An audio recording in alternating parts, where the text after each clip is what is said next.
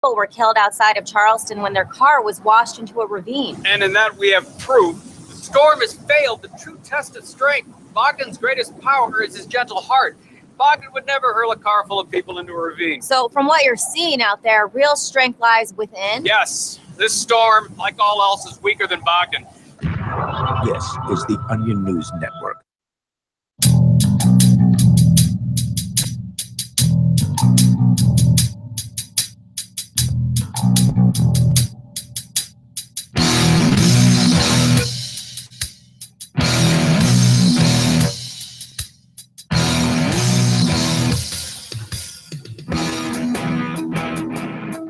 Welcome to the Rebel Love Show. We are a once-a-week broadcast from Manchester, New Hampshire, where we are pro-pots, pro-gun, and pro-coffee. You can find all of our content at rebelloveshow.com. I am Mathias. And I am Ann Leverett. I'm sorry, the Rebel Mistress. Yeah, babe, you can't... Sorry, I got distracted. That is the first time I think you've ever actually done that on this show. I got distracted because, like, I usually have a body pillow in my seat making my chair comfortable. Yeah, it's on the floor. It wasn't there. And I was like, you can't even see my boobs on camera. I can take the camera down a little bit more and have a good camera angle. I'm going to sit on my body pillow. For those listening on LRN, if you go to rebelloveshow.com/live, you can actually watch the in-studio cam and see our sexy selves, more sexy Rebel Mistress than me, but nonetheless. And the Rebel Mistress is here. You're pretty sexy, babe. I mean, like... I do have a beard, so... You do have a beard. Like and I like your bald head. I mean, it's not completely You don't bald. rub it enough. You don't rub my bald head nearly enough. You're just greedy. You just want not all my greedy. love and really affection. Anywho, so, I mean, I do think you look really good. Even... Like, let's just start off with how our weeks were. But I'm going to do a tangent because I think you look amazing and you have worked out and been dedicated and, like, you know, eating right, eating less, not overeating. And it really shows off. Like, this week, it really showed off because you were the last person partying. Oh, like, Sunday night, I didn't get back to the campsite until like 6:30 in the morning. Like, he was nonstop and he just kept going and he kept the party going. And I love that. And, you know, all your pictures show like how much weight you've lost and the progress like you've kept up with. I'm proud of you. Yeah. Now you just need to go get fitted for your wedding outfit. And yeah, I've been dragging my feet on that. I don't think he wants to marry me, people. No, every single time I have a day off or like, let's go hiking, let's go camping, let's do this, let's go to a festival, you know, like I need to have a time to actually go there. You know, I work like 45 hours a week. Like, come on, babe. We filmed a music video. Like, the least you like. Very true. we can make time for these things, these trivial things. But anyway, speaking of the wedding, like, also, I just want to say, just like before we get into this show, just like such amazing things have happened this week that have like really like some tough things, but mostly amazing things. Like, everything's really coming together for the wedding. I want to give a shout out to Shaking It Trading Post. Like, go like them on Facebook. Hell yeah. Go visit their stores and Hookset. They've been awesome. And we're actually getting a great deal on seating for the wedding from them. So it's amazing. So I just wanted to give them a shameless self-promotion. But anyway, babe, what did we do this week? So this week we hit up Strange Creek down in Mass at Camp Kewanee. Kewanee. Yeah, Greenfield, Mass. So it's operated by the Wormtown Trading Company. This was actually the 14th annual. Oh, there has been 14 of these. Like, where the hell have we been? Like, where have we been? Why haven't we known about this festival? Like, but we've only been here heard about it last year. Like, I heard about Strange Creek and Wormtown last year. I heard about Wormtown, but I didn't hear much about Strange Creek. And surprisingly, like, people were saying that Strange Creek's a much bigger festival. Wormtown's a little bit smaller because it's in September.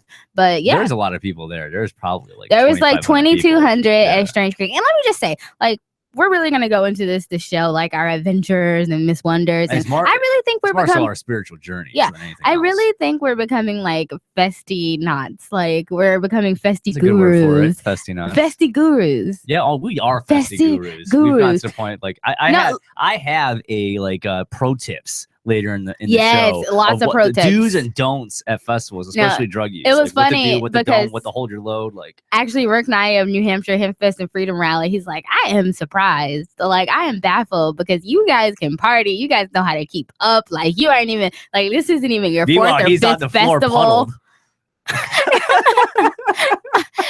But yeah, no, the Rebel lovers can keep up and we know how to party. But yeah, so we went to Strange Creek. We actually went early. We went on a Thursday, and I'll just start there because I was really surprised. And I didn't really know what to expect, but I was very looking forward to a vacation. Pork Fest was one of my first festivals, and it was good or whatever. I mean, there was highs. I got engaged there, so that was definitely a big high. But there were also some aspects that I didn't like very much. During the festival that we've talked about before. And then I went to New Hampshire Hempfest, and it was a very free, loving place. And we were like, oh my God, this is awesome, which now our wedding ends up there. But then Strange Creek, I was like, okay, I don't know what to expect. It must be a mix of festies, a mix of just normal people, whatever. So we get there Thursday, and I'm like, okay, it's early. I mentioned there's not going to be that many people there. Like, there is a line wrapped around like the highway, like the interstate, like to get into Strange Creek on that Thursday. 2 hours to get in. It was Thursday at 2 o'clock. It didn't even start till tomorrow. Like, I wish we rolled the blunt so we could just like have waited in traffic. With the blunt. Pro tip, guys: if you're going to a festival, have blunts and joints already pre-made. Like, have like a whole bunch of them. Like, yeah. You don't know if you're gonna be stuck in traffic, like trying to get in the festival, or when you unpack, have a joint ready. Your have shit, it all ready. your camping gear. You want that ready. You don't want to have to be grinding and making one once you're done. Like, yeah. You want to be good and ready to go. We didn't roll any joints. Like, that was our downfall. Yeah. But no, there were just so many people. And I had read up on Strange Creek because, if you're going to go to any festival, I feel like you need to read like their survival guide because you never know what to expect. Like, are there going to be vendors? Do I need to bring my own food? Like, are there bathrooms? Like, what is going on? But at Strange Creek, it was just like we pulled in. And people were just diving and going into the woods. Because it's like you have a parking lot. It was a mad dash for camping spots. So it's not just in the middle of the woods. Like, this campsite is not like Rogers. All right. With Rogers, you can just you drive right up to your campsite and unpack your car right there. That's luxurious compared to this. Yeah. Like, you had to hike into the woods. We actually had to get a crate, like a cart. Rick Naya, man, he saved our life. He brought a cart for us. Like, nah, I did a little research. You guys are gonna need a cart. You can't drive up to the campsite. We didn't even know. We didn't even research that. Yeah. All right. I mean, I kind of saw it, but I didn't know what that really meant. Like, I thought everyone had carts there. Yeah, too. Almost everyone had a cart. I thought it was kind of an exaggeration. Like, oh, like you can't drive your car in. That means it's like close, but no, it was far. So I guess even reading the survival guides, you just got to take it to heart. But yeah, so we lugged our stuff. We set up our tent, and it was like, but we're like, we're gonna just take it easy Thursday. Because this is like your first pro tip. You take it easy. Some people festival like too hard, which we'll talk about later in the show. Like, there were people like climbing up structures and like screaming at the top of their lungs. That was tripping. The screaming thing though. That was so cool. Thursday. Yes. Thursday. Like, that was our first impression. And like literally once an hour. You know how like if you go to a sports festival and there's the wave, like woo, like there's just people like all of a sudden it'd be a screaming like ow, ow. And like it'd be a wave of like going around the entire campsite the whole entire time, and that was like our first impression. You could hear it coming. It was like the craziest thing. They might as well have just been screaming party. Like, everyone was on the same like page. Like, we're here for a purpose. We're here for a reason. Let's get this party started.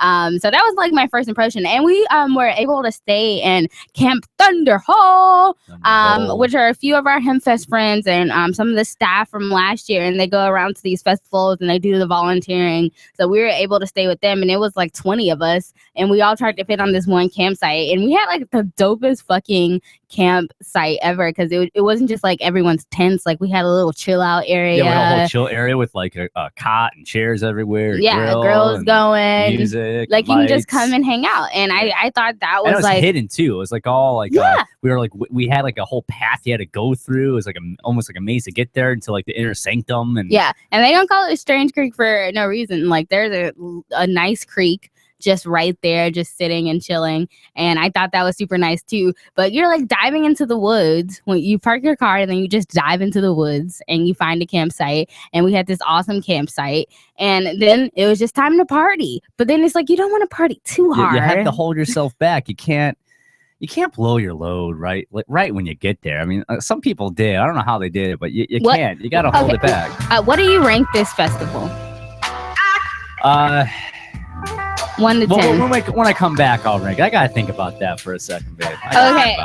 Some more good stuff when we come back.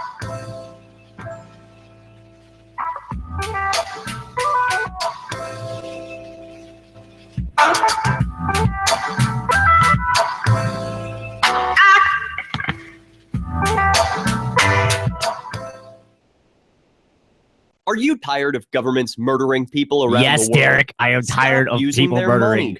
There is an alternative. Bitcoin. All right. Anywho, guys, I am going to play one of the Hempfest family guys that were at our campsite. Rich, I don't know your first name. I mean your last name, so please don't hate me. Anyways, he's part of Mama's Marmalade. They're playing at Hempfest, and supposedly it's kind of bluegrass-ish. I haven't heard it, but I got it all queued up, so I'm going to play it for you guys. Hope you enjoy it, and go buy your tickets at NHHempfest.com. Go check it out. This is going to be an amazing event. You can't miss it. We're not doing this. No. Okay, I'm not gonna look at you. All right, come on. Yeah.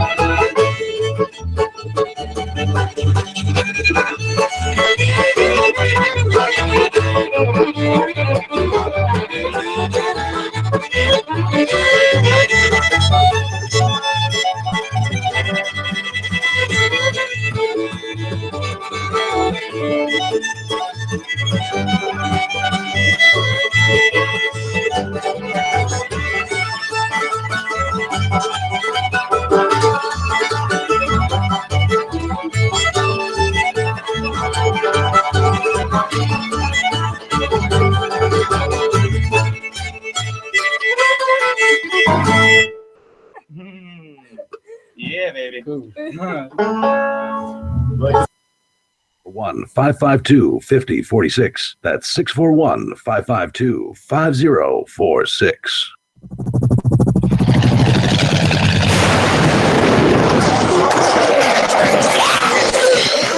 In Survivor Max 2, School Bites, Max must scavenge through a wasteland swarming with the undead. Desperate to find the medicine he needs, he discovers a community of survivors at his former school. Has he finally found the safe haven he's been looking for, or will he discover that school bites? Look for Survivor Max on Facebook, read reviews on Amazon, and read Chapter 1 at survivormax.com. Do you love Twitter? Make sure you favorite the LRN.FM Twitter account so you can receive our tweets at twitter.lrn.fm. That's twitter.lrn.fm.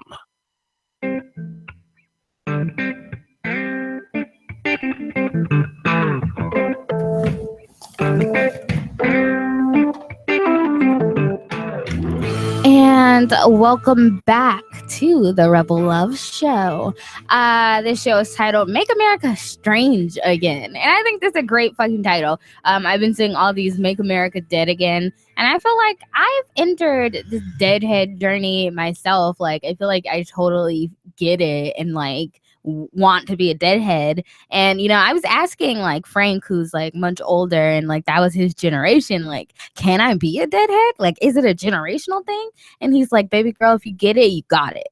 By the way, big I feel shout like I'm a out to deadhead. Frank of the New Hampshire Hempfest team. Oh yeah, family. Frank He's is so fucking awesome and just so helpful and everything. But anyway, so yeah, we're talking about Strange Creek, and basically we just had these cycle night journeys. Like our last show, we had Sterling on, and we were talking about a lot of good stuff that I kind of carried with me on this trip. And when I say trip, I mean trip. Like I was tripping for like 42 straight hours.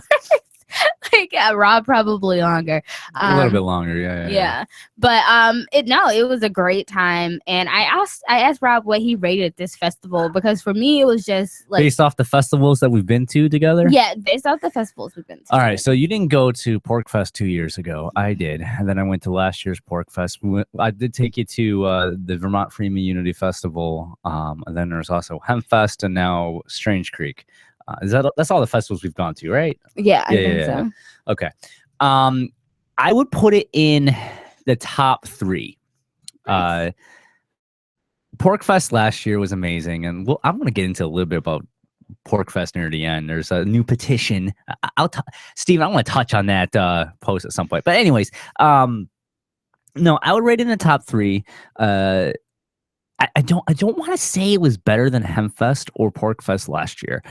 I mean, it's different. It was just, it was, don't get me wrong, it was fucking amazing. Yeah. Like, it was an amazing festival. I mean, loved a 3 is a good number. It was different. Definitely top 3. 3 is a good number. For sure. Like, for instance, like, I feel like it'd be higher if you didn't propose at Pork Fest. Yeah. Because there is just so many. It's just the meaning to it. Yeah. The meaning. How much that meant to us. But the reason I'm definitely classifying it as 3 is because I loved Hempfest last year because it was so different from Pork Fest. I liked Pork Fest and it was great because I got engaged and everything else. But there was also this judgment factor and this kind of political structure system.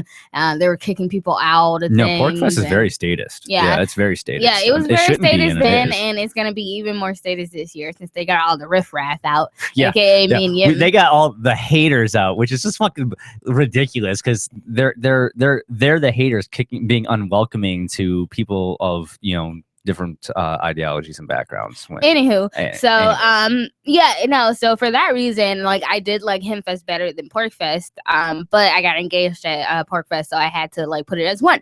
But the reason I like Strange Creek so much it's because it was like this combination of what I like expected from a festival at Pork Fest and what I got at a festival at Hempfest. Like it was the best of both worlds. So I'm putting it at a 3. And one thing that I loved is that everyone there was so humbling, welcoming, and inviting. They felt like it was their job, to spread like the good energy, the positive vibes from the moment we got there. Everyone like shouting and like yelling, rallying each other up. It was like you had a whole team like cheering for each other, and like that kind of unity, like you don't see very often. Like, and you just mostly had people judging people. Oh, that's weird. That's a crazy, outfit or whatever. No one was saying that. All the little fairy spirits were out to play. Like there was no judgments at Strange Creek. There were unicorns. Like, it was there were encouraged to be penguins. creative and different. There was angels of death and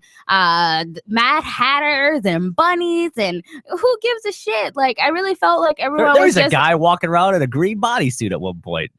A guy riding a bicycle on fire, like just wizards. Like it didn't matter. And like I looked at it, and for a moment I just looked around at how bizarre it was that people were kind of dressed this way, and there were jugglers and there were hula hoopers and fire spinners, and it was like these are the people that society judges the harshest, and they're sitting here just like being happy and spreading love and good energy and vibes, and there was not like one negative or dirty look that I received. It was all compliments, and like not that you should live life based on getting compliments, but just that kind of energy, like I feel like we've missed out on. Like I felt that energy definitely at Hempfest, but it was just crazy being around all these strangers who like they didn't know you, we didn't know them, but it was just our energy that brought us together, and it was okay. It felt very inclusive instead of exclusive. So like Porkfest, as cool as it can be, it's very kind of like, you know, it's very niche. It's very if you're not into really being into liberty, like it's not your thing. Like yeah, it ain't. If you're festy thing, you gotta be into festy stuff. But like, I mean, kind of. But it's more so welcoming of like different just being different. Like you're actually encouraged to be different and unique. Yeah. Not like, you know, fit into the norm. You don't have to fit into the norm. Wear your jeans and your suit or like your tie or whatever. It didn't matter. And like they weren't encouraging you to be festy either. But we still went shopping, and you bought like your hair pants. I embraced the hippie festy lifestyle. I had already had some outfits, but I went shopping. I bought like this yarmulke thing, and it was like really your golden black yarmulke. Yeah, your ANCAP yarmulke. Yeah. Really, I felt that way, and it was like I can really just let my freak flag fly. You were rocking that yarmulke on the Yoko Ono look. Like you had a nail. Yoko Ono. I looked up pictures of her, and I think I'm an upgraded version. I would concur. Yes. But anyway, no, I just felt like, I don't know. It's just something about the outfit styles and the fashion choices, because it was kind of like medieval at the same time. And it was just people in their harem pants and belly shirts, and I can just hula hoop all day. Like everywhere I walked, I hula hooped and I danced. And it was just like everyone was so kind and accepting, or stopped me and said something nice, or I gave them kind words, or, you know, we just smiled at each other, and it like that changed someone's day, and you really felt that energy and that it meant something. And I thought that was beautiful. Like I didn't make any deep, you know, long lasting friends, but it was just all the environment that really inspired me to, you know, just keep spreading the message, and that even though people are different, like everyone has like this unique soul that can be touched. Another thing that's cool there, they do. This is what I thought was awesome. They do the exact same fucking thing Free Staters do. They say welcome home. They have like a sign that says welcome home, and it was just, I mean, don't be wrong, it's culty as hell, but who cares? I don't care. Up in the creek, yeah. But I thought that was really cool, and interesting that they do something like that. That was really interesting. Just getting back to Psychonaut, like it's rare to be around like 2,000 people that are all tripping balls at the same time. Yeah, that was interesting. Like, okay, so I'm moving to Friday night. Like we just had trip balls, whatever. And, you know, we did it at night. So that was our plan. We're going to do it at night and, like, just trip and watch Zach Deputy and, like, do a bunch of other stuff. Like, okay, I got to tell you about the spirit realm when we come back. We're going to touch on our spiritual journeys. We're both going to go deep into, like, what happened to us mentally and spiritually. But we're going to start Thursday.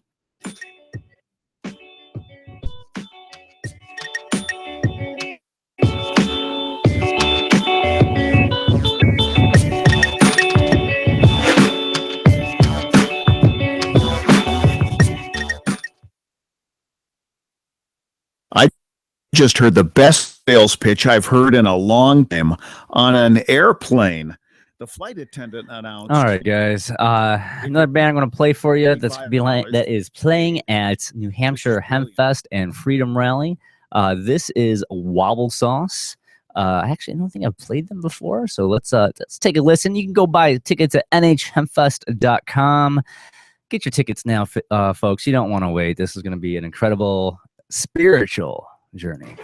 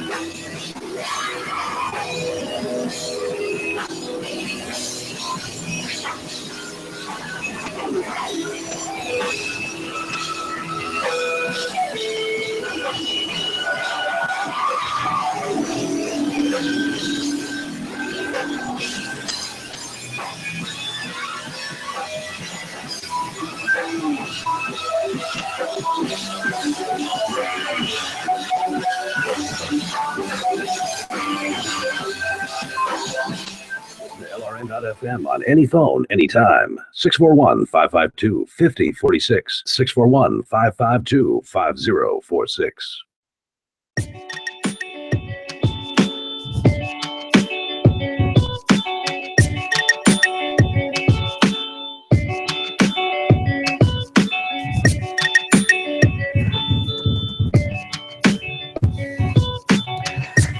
Welcome back to the Rebel Love Show. We are live on LRN.FM. We're also live over on IPMNation. Go check those them out. They're pretty cool kids.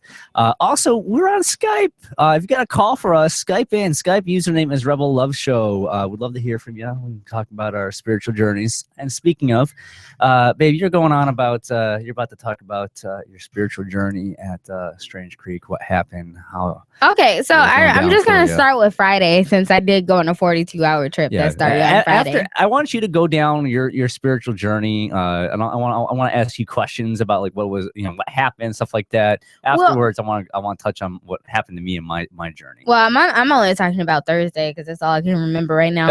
But anyway. Okay. I mean, lots of stuff happened over the weekend, but I feel like we got a lot more time to get into that. But definitely on Thursday was like my first day tripping, and it was like probably the heaviest day. Wait, Thursday or Friday? I'm sorry, Friday. Okay. It was probably the heaviest day. Like I tripped on Thursday too, but it was like day tripping, so it was a little bit better. I actually stayed up and saw the sunrise. The moon was out. It was beautiful. So I guess on Friday it was like, because we had already been there Thursday and gotten acclimated to, the nature of Strange Creek, like, the screaming and like hyping things up. So Friday when we were dosing, and it was like I was wandering around, I had my hula hoop and I like do my little dance because I like to dance, especially with my hula hoop, because when I'm on acid, it's just like I want to imitate the trees and the nature, and to me they sing and they dance. So I wanted to like do that with them, and I felt like that vibe, and I could tell it was making people happy. And if maybe someone was on a bad trip, like maybe that would improve their trip. And if ever I like started to like freak out or having a bad trip, I just kept swimming and I had my hula hoop. So it definitely made it better. You were rocking the hula hoop. My God. I learned a lot of tricks. Almost an entire week. I learned a lot of tricks because I practice all the time at home, and it's like I never get to like see my own skills until I'm like out and like I can like practice and music, and it's like, damn, I got this good. Like this practice has been paying off. But anyway, so on Friday, like when we were going to see Zach Deputy, which was great, but it was just like I couldn't even like focus on Zach Deputy. Like his music was blending in with the music of the world and nature and everyone's thoughts. And I swear, when I do acid, I think I'm like telepathic or something, because I can like hear everyone's like spirit, and I can even see him. Like I was like so like gone. It was like I could see everyone like how hard they were tripping, like if they were scared, if they were having a good time. And it's like you walk down these aisles, because Strange Creek it has all these trails which make like a circle or a loop, and you just be walking down these trails, and it was like I saw people, and then they were just like in the dark, and then I saw their spirits just like highlighted in green, and it was like this. I know this sounds crazy, guys, but it was like it was this spirit world, and we were all just like, you know, hanging out and just trying to like enhance each other's time. I'm gonna give a perfect example. Like that Friday night, like Rob was definitely tripping balls. Oh my and god! We were at our campsite. And, you know, we had this like hangout area. So it's me, Rob, and I think Frank or somebody else. And we're all talking. And then I think maybe we're talking about the Grateful Dead, or we're singing or something. And we start laughing. And then we stop laughing. Then Rob laughs like just randomly after that. And then he kind of looks around and then starts rocking back and forth and like rubbing his head. But like, I don't remember it, like, you know how like someone's tripping in a movie and it's just like, like, you know, they're tripping, but it just was kind of funny. Yeah, so I don't know if you were doing it or if it was just your spirit, like oh my god, I'm tripping balls. But like, yeah, it's definitely like reflecting like your outwardly behavior. So it was like funny seeing that and like really like putting that into perspective. Like, and it really came into play when like, you know, I was getting tired and stuff, because at the same time, like we were gonna get in this when we talk about the cocktail of drugs. I feel like it's important. Yeah, the Mistress cocktail. I feel like it's important to nourish like your body and your spirit, and it's kind of like hard to do that like if you're on acid or any other of these kind of illicit drugs, because you just want to nourish the spirit, you just want to cater to it. Like I said, like I felt like I was in the spirit realm, so like my physical body didn't matter, but in reality it still did, because like if I step on a nail or something, like I should probably, you know, go sit down and try to take that out and not keep hula hooping. And it would have been hard to do that. So I remember like not wearing any shoes. Like I'm like, fuck it, I'm going shoeless. I don't need sandals. Yeah, like, why would I need sandals? Yeah. I'm a plant. Yeah, I'm in the water. Yeah. It's thinning out towards the sun. Who cares? I was feeling it the next day though. My feet were killing me Saturday. They were killing me. I'll tell you what, Monday I couldn't even walk. I was your legs were giving out. You're literally like you collapsed multiple times. Yeah, I couldn't even walk. Left and it right. was like I had ran a fucking marathon like with no practice, and I just kept collapsing. But yeah, so I mean, my psycho night journey on Friday was definitely really strong. Like it was just strong. It was intense. Like there was a certain intense moment. It was like I was hula hooping, and then everyone in the Zach Deputy crowd just turned and started watching me, and I was like, everyone is like watching me hula hoop. Like that wasn't the reality. It was just kind of my subconscious, like, oh my god, what if everyone just starts watching me and I'm not doing something right? And then it was like, fuck it, just keep swimming. And then I just like, you know, kept doing my thing, and then I calmed down. But no, I heard he was crunk that Friday night, but like for me it was just like I can't hear anything. Zach's voice and his body, like I saw him on stage but his mouth wasn't even moving. He was just standing there, and his spirit was just like doing all these melodies, and it was just blending with the vibrations. Like that's how fucking gone I was. By the way, I've now seen Zach Deputy 5 times. Yeah, like I've seen him play 5 times. You're officially a fangirl. Yeah, I know. And I'll get to my fangirl moment on Sunday at like 5 a.m. But I have never seen Zach Deputy play with a band. He played with a band. The hashtags. Yeah, like he's a one-man jam band. He don't need a fucking band. Yeah, so he played with the hashtags. He walked out on stage playing a guitar, and they're like, whoa, he's walking. He's always sitting like with like a bunch of instruments around him and stuff. Like that's Zach Deputy. It's not him walking out jamming on a guitar. Yeah, it was very trippy, and it was awesome. It was so cool to see that. I can say I did not appreciate the split stage. Yeah, I'm not a fan of the split stage. I did not either. appreciate the split stage. Yeah. But anywho, so that Friday, like, we listened to him, and then we went on adventures because we just called them adventures. I feel like I was the first person to say, let's go on an adventure, and then everyone just called them adventures from then on. But anyway, we just kept looping around this trip and like hula hooping along the way and going on these adventures in and out of the spirit realm. And there's some trippy places to go to in the forest. Hell like, yeah. You find some places where people are putting artwork, and like there's like I remember at one point there's constantly changing artwork too. Yeah, changing artwork, and the entire environment like just kept changing. Like they want to make it trippy for you. Yeah. Like one night, like there's literally someone put it had to be like a couple $100 worth of glow sticks just like everywhere, making artwork on the floor and patterns and stuff like that. Yeah. And when it's like pitch dark, like it was trippy as hell. And they spent a lot of money on glow sticks. Like it was a lot of money. I feel like people they made patterns. It was intense. There were people there just there to contribute to the trip. Like I said, like I felt like I was there to spread positive energy. There were people there just to trick people out. Like we'll be standing somewhere and it's like people know you're tripping, so they'll just walk by and just say the most random shit like turkey, chicken, bacon, murder your son, and then just walk away. That happened to me. No, yeah, plenty of times. Like, or like they just scream something, Johnny killed my chicken, and I'd be like, what the fuck? Is this guy just sitting there trolling?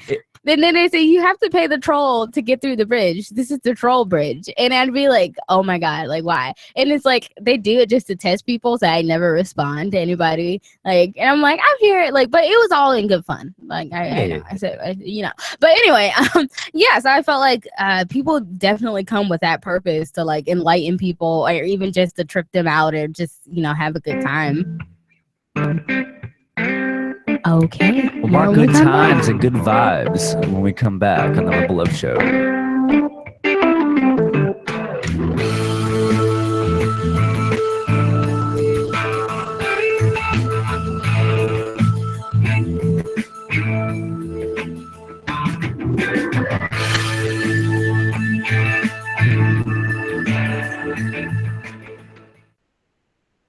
I'm Ian Freeman, host of Free Talk Live. We've been covering Uber for years on the radio with their ongoing legal cases across the globe, defending your right to give people rides without asking government permission. I wanted to support Uber more directly, so I signed up to be a driver. It's fun to meet new people and help Uber push forward innovation. As of this recording, Uber is active in 67 countries, so there's a good chance they're available in your area. If you'd like to drive for Uber and make some money helping people get where they want to go, sign up at drive.freetalklive.com and you'll get a $100 bonus after you complete a certain number of trips. With Uber, you can drive anytime you want. You set your schedule. To get started, you need a good driving record, 4-door vehicle, insurance, registration, and... All right, guys. So going with the whole, playing bands at Hempfest, this is Harley Jane and the Primates. Go by get to Hempfest, NHHempfest.com. Hope to see you guys there and enjoy Harley Jane and the Primates.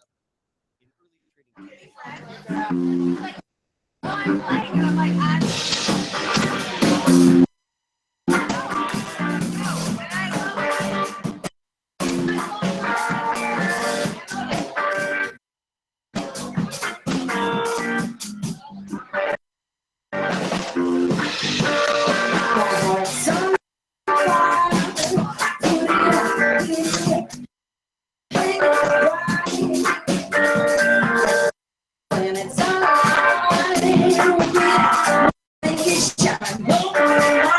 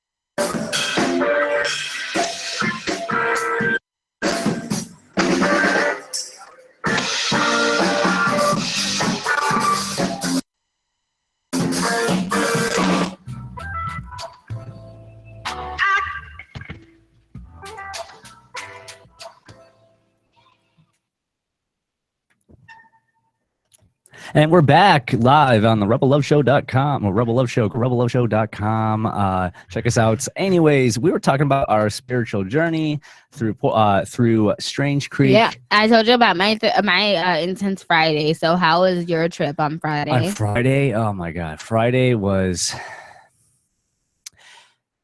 All right. Friday was like, I don't know which one more important was, Friday or Saturday, but I want to talk about Friday.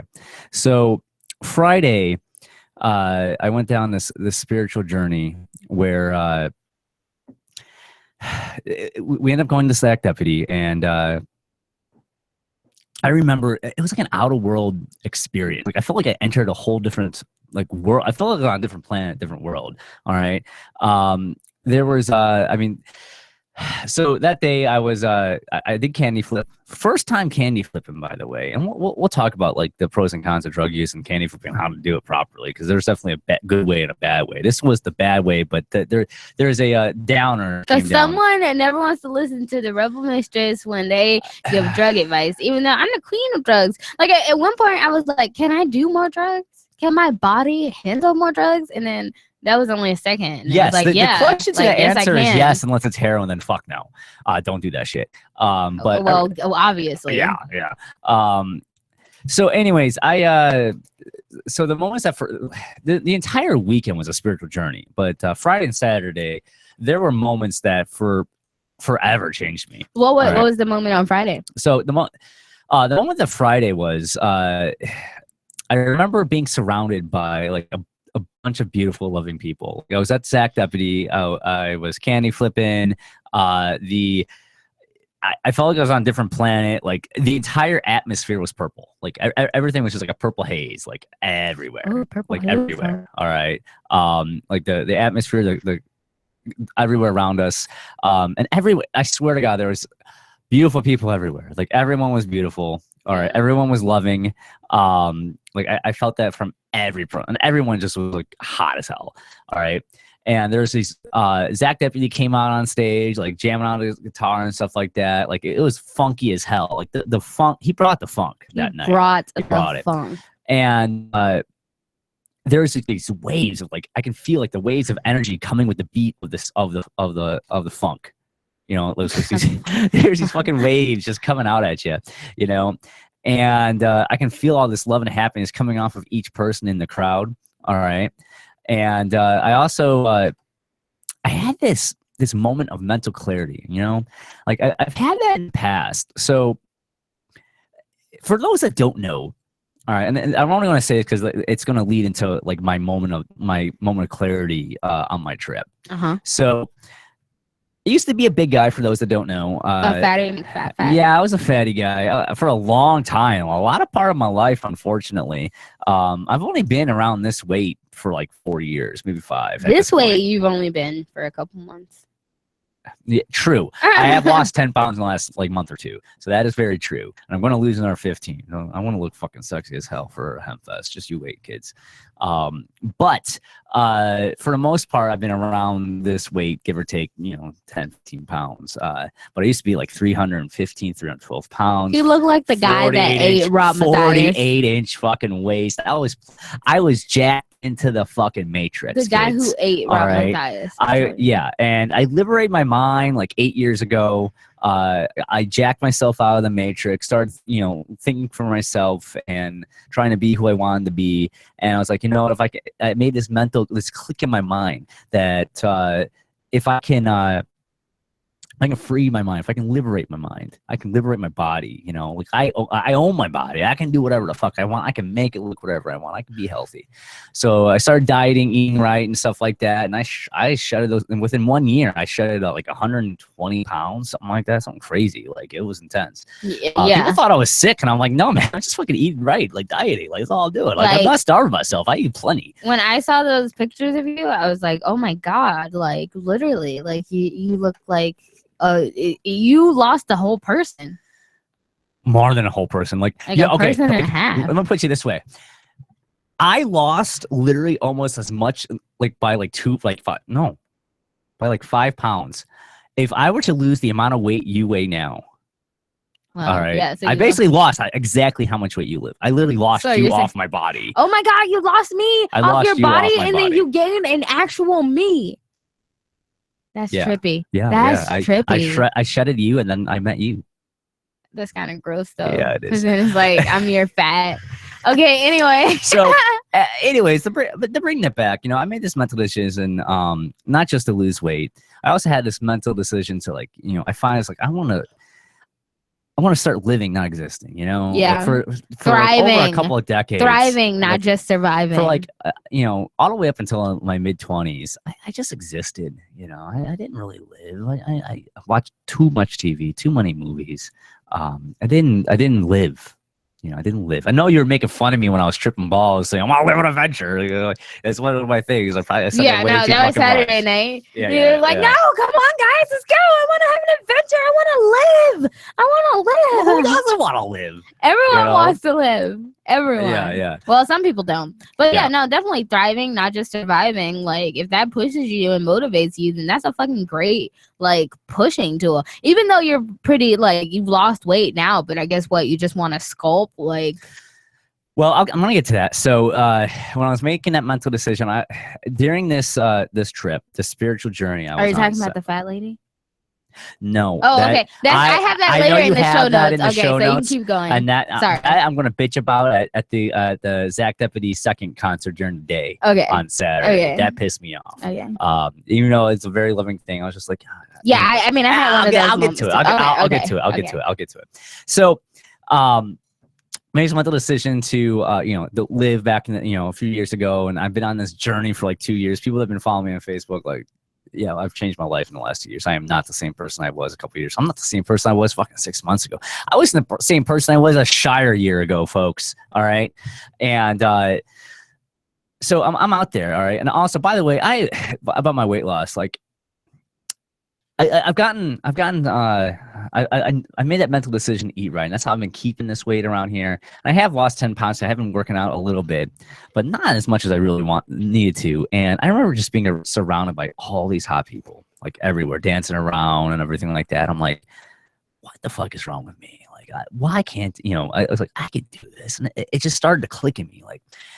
I finally made that mental decision. Like, for those that really know me, I've been bitching about this for like, it's been like a year now. I've been, bitching about like, I need to make this mental decision to exercise, to work out, to like not be a fucking lazy person. Like, I'm lazy. Like, I'll set my alarm for like 8 a.m. when I have work at 9:30 so I can get up and go for a run or go do sit-ups and push-ups or something like that. I've joined multiple gyms in the last like 3 years. I'll say I go running. I'll say I do this, and I don't really end up doing anything. I think we joined Planet Fitness. I think we went twice. No, we went like 5 times. Yeah, we did not go 5 times. Yeah, we went like Planet 5 times. Fitness. Really? Yep. No. Yeah, we went like 5 times. Felt like once. Well, we didn't go We as still need often. to cancel that gym membership, by the way. We don't even fucking use it. Anyways, I'm surrounded there, and like I just had this moment of clarity in my mind. Like, all right, I got this passion. I'm gonna do this. Like, I don't feel lazy at all. So you're about to I went get your running when I got off muscle of work today. I went running. You know? Yeah, you did. I went running today. But yeah, on Friday I was in Did the you crowd. run this morning? No, I did not. Okay. I was too sore from like the weekend. No, My legs were still I'll killing me. let it slide. But also, like, you know, even with the overeating thing, like, you've just improved. And I hope you get like to a point where, you know, your body's as sculpted and chiseled as you like. That was part of my like moment. Like I came to this moment that, you know, my body is an art form. Your body's an art form. Everyone's body is an art form. It's a sculpture that can be chiseled and fine-tuned, you know? And people, they just let their bodies go, and they're just eating. You know? No, like I'm an artist, you know. As full of it as it sounds of me saying that, like, I'm a fucking artist, not just like with everything I do, like my life. You know, my body, everything I touched, like I want to make it as like artful and creative as possible. I have a vision in my mind of what I want to look like, you know, how I'm going to get there and what I'm going to do to get there. I mean, I want to know what you're going to do. Like, what's your main plan when we come back?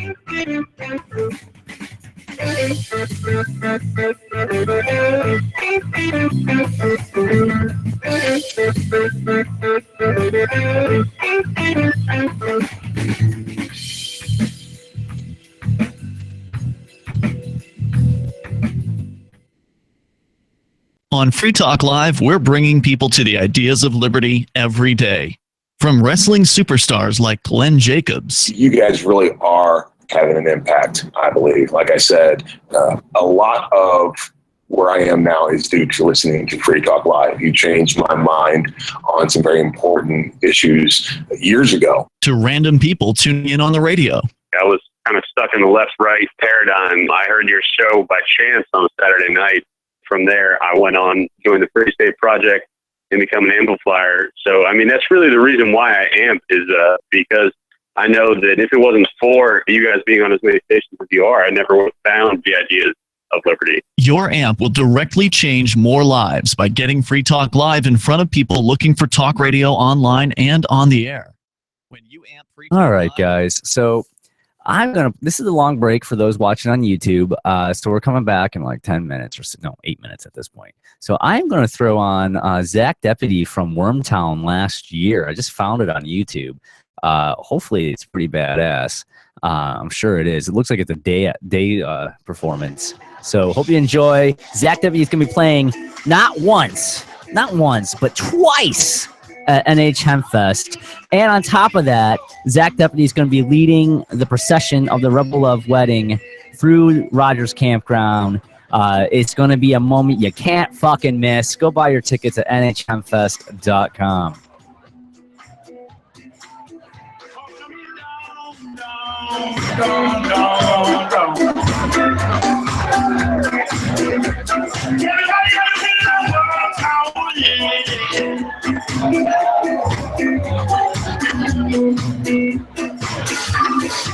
The people lost and I need a home. Don't wanna leave it, so leave it home. What happens in the living, really getting late.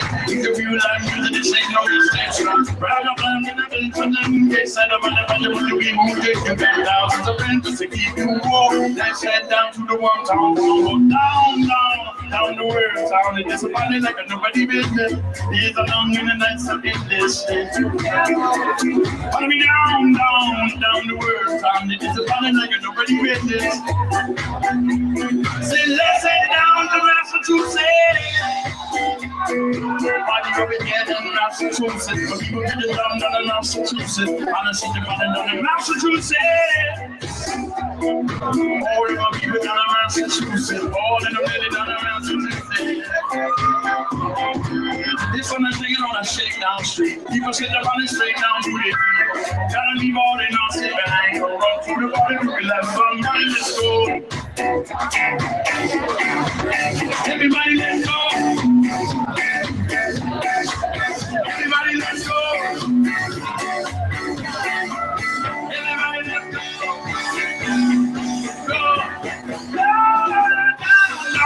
Down the world, down. Everybody like nobody business. Days are long and the nights are ending. Let's head down. Follow me down the world, down. There's a body like nobody business. Days are long and the nights are ending. So let's head down.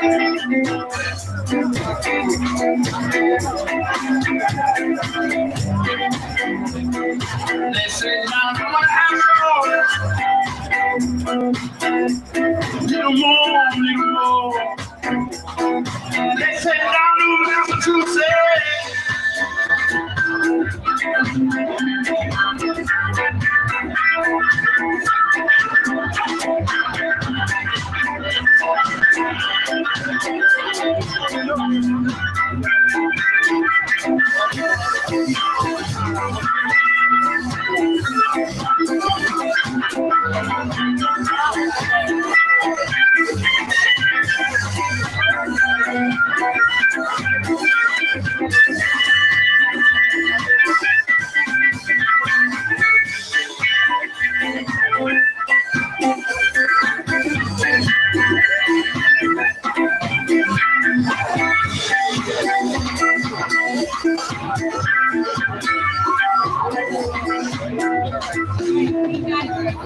Yeah, people dancing and in your home. Don't want to leave it, say leave it home. What happened in the government, really getting it. It's a real life, this ain't no mistake. So grab your family up and put them in again. Set up on the bundle when you get moved and you got down with a friend to keep you warm.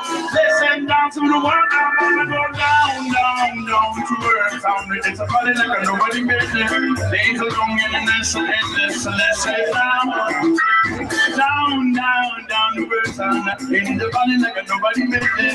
Days are long and the nights are endless. Let's head down to Massachusetts. Party over there down in Massachusetts. Heck, that you want it on in Massachusetts. All of our people down in Massachusetts. All of our people down in Massachusetts. Here's on the band that we don't use it. Let's head down to Massachusetts.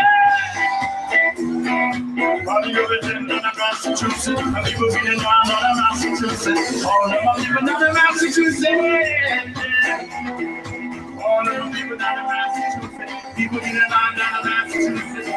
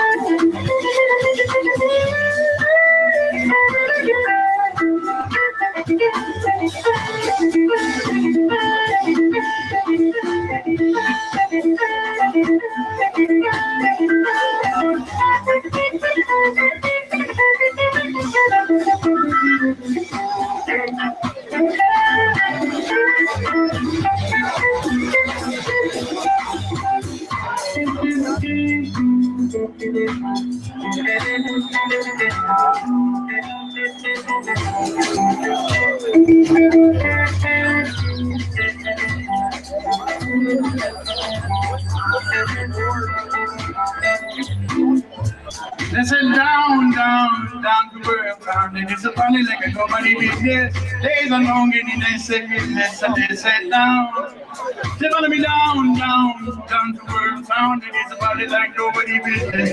Days are long and the nights are endless. Let's head down to quantity of Ambien. Motel sources claim that God's room had been left in a state of disarray and revealed that they had found a brief note written by the omnipotent deity saying that the suicide stems from long periods of unhappiness he had been suffering in recent millennia, including the death of his only child, thousands of years of war and genocide, chronic weight gain, and the aftermath of his messy 15,088 BC divorce. Paramedics say the Supreme Being had no pulse when they arrived. The Lord's overdose comes in the wake of several widely publicized previous suicide attempts, including a 1985 incident when the Lord leapt from the Grand Canyon but changed into a bird at the last second and flew to safety. This is the Onion News Network.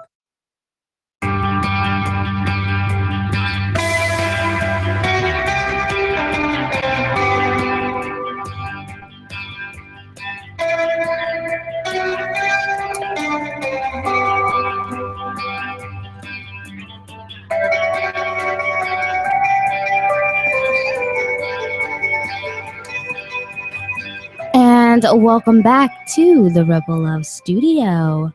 We got a cute little kitty in here. Maybe it'll jump on camera. Its name is Ren, right? Yeah. Ren, come on camera. Make your debut. Anyway. Ren doesn't have a title yet for the show. Yeah. We gotta find a title for the show. We'll see. We'll we see don't what really have he a fits title in. for Riker, do we? Riker's the sound technician. Is he the sound technician? Yeah, Riker's the sound technician. All right. Come on, hop up here. Anyway. Oh, there we go. There's a kitty. I'll hold him up the camera. There you go. Say hi, Ren. Oh, that was cute. That was awesome. All right, anyway,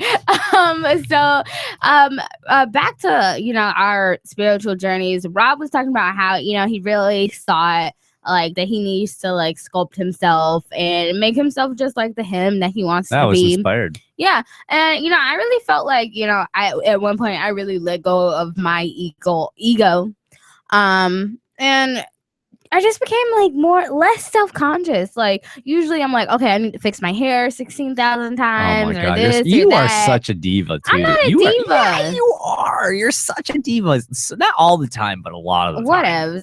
But I kind of felt like just comfortable. Like I just did my hair one way and just kept it that way, and like was really able to just like not focus on it, and I still felt pretty, and I didn't feel like out of place. And I just felt like that was kind of refreshing, and everyone was just really so supportive, and nice to me.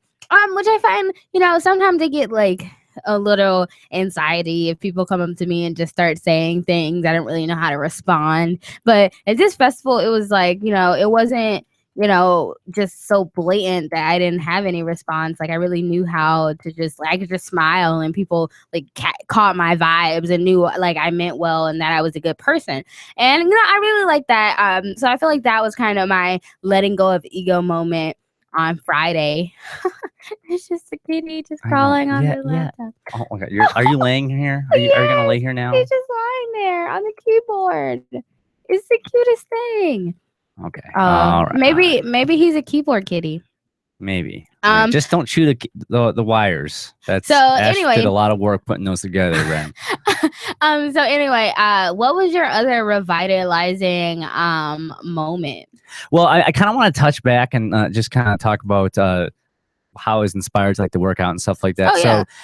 Your staff. I really want to pick up dancing with a staff. Like I love dancing. I dance a lot. Like I dance my fucking ass He actually off tried his hand at juggling. And I was doing pretty damn good with it too. Like I thought I did pretty damn well juggling. And I've never actually I haven't juggled like 20 years. That long. You juggled 20 years ago? I think I did when I was a kid. I don't know. Juggalo. Yeah. Oh no. I'm not a juggalo. I don't. Anyway. Side tangent. What the fuck is with the juggalos in New England? Like, how is that a thing here? Like, I don't get it. I just don't. I don't know. There are people talking about it at Hempfest. There are people with juggalo tattoos and stuff like that. Yeah, they're like, a juggalo tattattoo. I don't.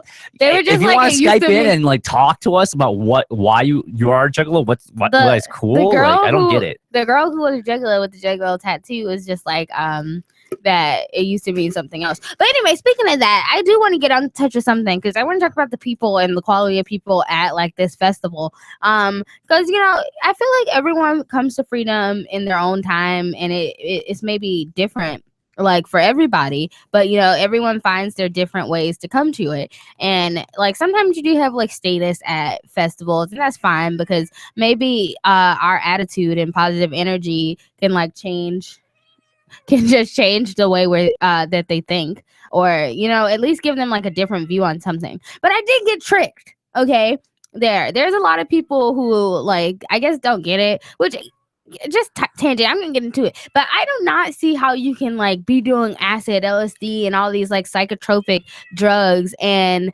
not like, and at the end of that be like, oh, I want Bernie Sanders to be my leader. Right. Who the fuck's a Bernie when I'm on acid? How can Feel you, the who now? How can like you be what? so spiritual and like be supportive of having a ruler over you, someone that's going to kidnap people over like if you don't pay me, I'm gonna kidnap you and throw you in a cage. I'm sorry, Ren's someone that's just like sitting pro-war in too. Rob's lap, just rolling around. It was cute. Yeah, I know, but anyway, so I got tricked into hula hooping for a Feel the Burn song. Like it started off really nice. It was like a little ukulele. He was playing it, and I was like dancing around, and then it was like Feel the Burn. I'm like, are you fucking kidding me? Like, are you infiltrating the system right now? Like, you just tricked me into dancing for your status ass fucking song, and it was like no one like wanted it. Like no one wanted to hear that shit. By the way, for like any festies that are watching us for the first time and like are like looking at us like knocking fucking Bernie Sanders, like you gotta look at it from our perspective. I'm an anarchist. Like, I believe no gods, no masters. Like we're the gods and goddesses of our own existence. Like I don't want to be doing acid, and you're like, oh, but this guy should be your leader. He is not fit to lead me. No one is fit to lead me. I am my leader, and that's we're all free human beings, and no one has a right to tell you how to live your life, to control your life, to throw you in a cage for victimless crimes. It doesn't matter. He might be right on the war on drugs, but he's a hell of a lot wrong on a lot of different things. I do kind of feel like that it was kind of infiltrated, like maybe they were like paid volunteers or whatever to go there, just like the amount of signs and like the amount of guitars, because it was just like no one was there wasn't like a bunch of people. It was a select few of people who are like for this, and like it's just like I go to a drum circle every Sunday, and like it's people there like are these hippie type people that I see at this festival, and they've been doing acid, have done acid before, and I've never heard any of them say like on acid like yes what about a Bernie Sanders, like who's a Bernie, like that's what I hear, like because it's so freeing kind of doing these psychotropic drugs. Like it created a whole counterculture in the 60s that they wanted to eliminate because people started questioning the system, started saying, oh my God, like are we really like voting for this like corrupt system who just uses our money to bomb people? Like no, there doesn't need to be a system of control in place. And if there is, I should be able to opt out. As Derek Jays famously says, if Starbucks used their money to drop bombs, I wouldn't shop there. The American Empire doesn't require my consent. No, it doesn't. But they want your vote. But in all honesty, it doesn't fucking matter if you vote. Yeah, it doesn't fucking matter. It's all rigged. Even if 1% of the fucking population vote, because in all honesty, only like 20% or 25% even votes. Like a quarter of the population actually participates in this voting. Religious. And good, because voting is violence, and it was just like I kind of wanted to be rude to him, but then at the same time, like when I figured out what the song comes was, to this revelation, this awakening in different areas. Yeah, so, I guess I was just kind of upset because I felt like it was infiltrated. Like I don't feel like those like most people were on that same level. And it was just like an insane police presence. And I tell you I what, was not a fan Friday, of the police presence at Strange Creek. Yeah, like at all. Not at all. Like you don't need their help. Like people are like, oh, well, they're just here. No, they're here to collect revenue and take your drugs. They want to steal your drugs from you. They're the enforcers. Like, they work for the slave masters. They're the ones that put you in place if you disobey some religious edict. Yeah. Like I don't know, selling drugs. Like I'm sorry, anything that happens between two consenting adults, it's called freedom. That's their prerogative. That's their choice. Who the fuck are you to tell me that I can't buy something from another individual if they haven't harmed anyone? I haven't harmed anyone. I own my body. They own their body. Yeah. It's free trade. It's barter. It doesn't matter how you're trading. As long as you're not harming another human being, it doesn't fucking matter. I do want to go back into bartering, just back on the presence. There's a lot of bartering going on too, which is awesome. Yeah, back to the police presence. That was insane. It was just like, you remember that Friday where I'm like, I'm tripping balls and I'm like in the spirit realm. Like, I don't know if the police don't have souls or something, which like I could totally believe, but it was just like no matter how much I was tripping, walking around, dancing, imitating the trees, like spreading my energy, if I saw a cop, I sobered up. Oh my God, yeah, I tripping balls and I saw a cop and I was like Yeah, like, I was like completely it was sober up like- and pissed off. Too, Yeah, whenever I it pissed walked off. past It them. was like I drew my hoop back. Like, you don't get to enjoy my beautiful hoop dancing. No, you don't deserve it, pig. Anyway, more on the festive scene when we come back. Woohoo! Ow!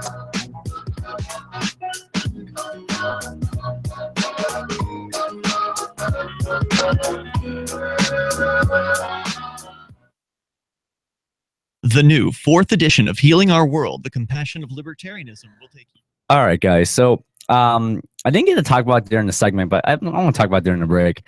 I kind of want to pick up dancing with a staff. All right, because I can't dance with a hula hoop. I mean, let's be honest. I'm not a hula hooper. I ain't gonna be doing that shit. That's what the Rebel Mistress here does.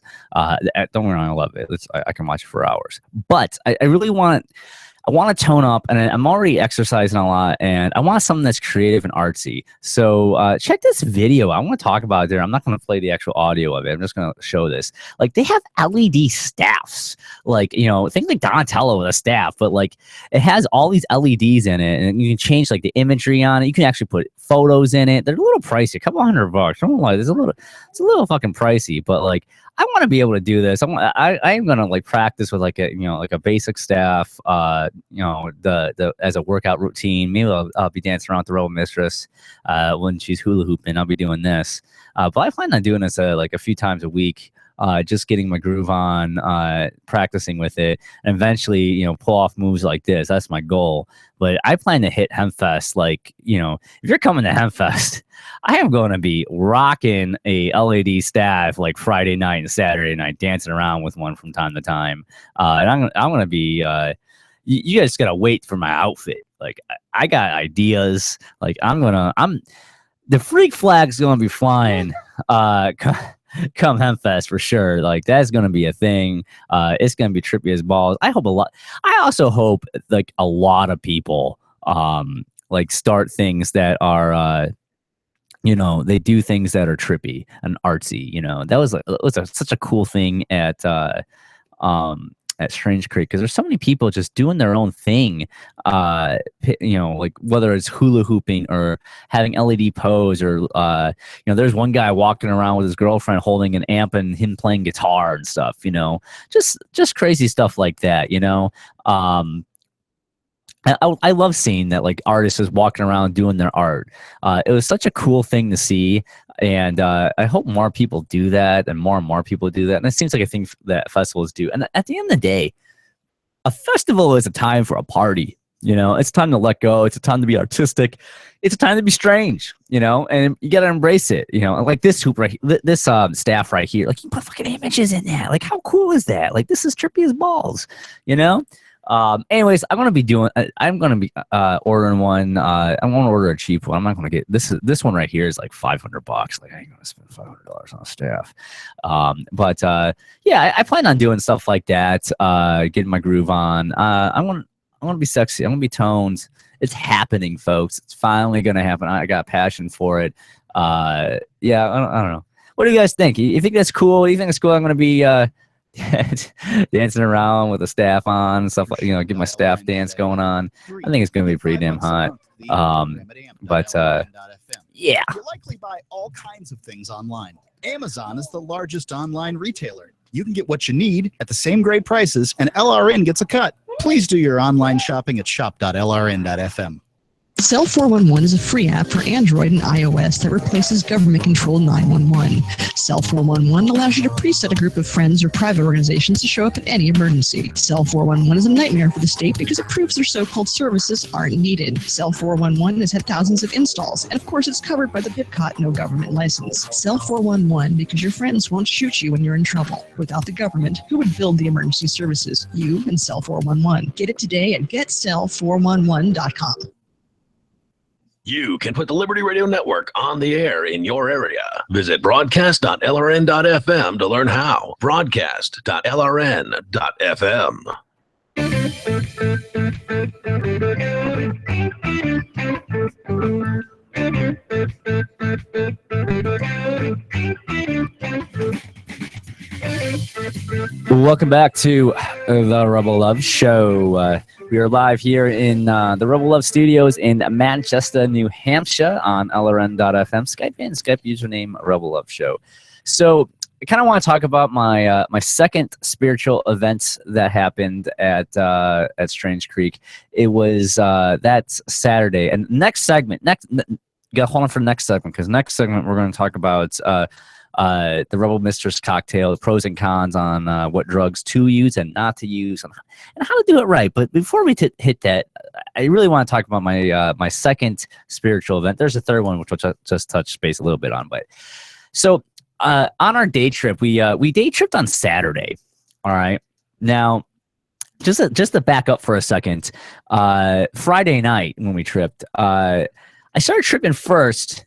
And then I started rocking MDMA, started candy flipping, and she warned me, like, you got to roll first, and once you start, 20 some minutes into it, that's when you start, hit the acid, and like it'll make everything better, blah blah blah blah blah. I was like, yeah, bullshit. Like I'm gonna do it this way first, Yeah, you don't know anything. Yeah, blah blah blah. Like I'm not the drug. So like. Oh, and I smoked everyone under the table. You always smoke everyone under the table, especially That's Rich true. Paul. Anyways, so on what happened was, like, I came, like, everyone's, this does happen a lot with Molly. You come down hard. There's a hard come down, and some people don't like Molly because of that. And at the end of the day, it's always a cost benefit analysis, folks. Like, I'll never do heroin because, there's a risk I'm going to fucking die. I don't want to die. I plan to live long enough to live forever. Why would I take something that's going to kill me? Like, no, thank you. Fuck that shit. All right. However, yeah, I know I'm going to come down hard. I might come down hard. Yeah, I get that. But you know what? That feel good, that I love feeling loving. So, like, and I love the experience from it. So and I love the energy, so I want to do it. I don't do it every day. I do this maybe once a month or at a festival and stuff like that. Like when it's time to party, but I'm not going to do it every weekend. I'm not going to do it every day. Like, that's crazy, And who has the fucking money to pull that off? I'm not a billionaire. Drugs are expensive, folks. Anyways, so I had a horrible. It was by far my worst come down. Like, I was mean. I was mean to my baby doll here, and I feel horrible about it. Like, I just had a horrible come down. It wasn't me. It wasn't who I am. I'm a very loving person, and I hated that. You're mean. I'm not mean. Anyway, So, anyways, my trip. So both of us tripped on Saturday. We day tripped. We went on the day trip. All right. even though we went to bed at like 8:30 a.m. I woke up at like 9. Like, Yeah, we were literally slept asleep for like for, 15 minutes, 30 minutes. and Like, it we was, weren't like, asleep at all. You had to wake up because you got a wake up call from the camp. Like, it was ow ow. Yeah, that was a wake first up thing call. in the morning. Yeah. So on our trip, we walked to the main stage of the creek, and while at the main stage, while my rebel lover here was trolling her hoop around, I don't really know what band was playing. I mean, I barely ever kept track of what bands, except for like maybe Zach and a couple others. What Primate Fiasco, with that, I believe that's the name. That band was fucking rocked. Anyways, and I just had the feeling I was watching a concert, and like the people in the sun came down. Came down on me. It was calming, especially considering the morning I had from the horrible Molly come down. I so need that calming I reflection. swear I saw a UFO. You said it was a drone, but I think it was a UFO. No, you have horrible eyesight. It was a fucking drone. I was watching it. It was a so drone. high in the sky. Yeah, I have good vision. You don't. I have these things called glasses. Where I can see well.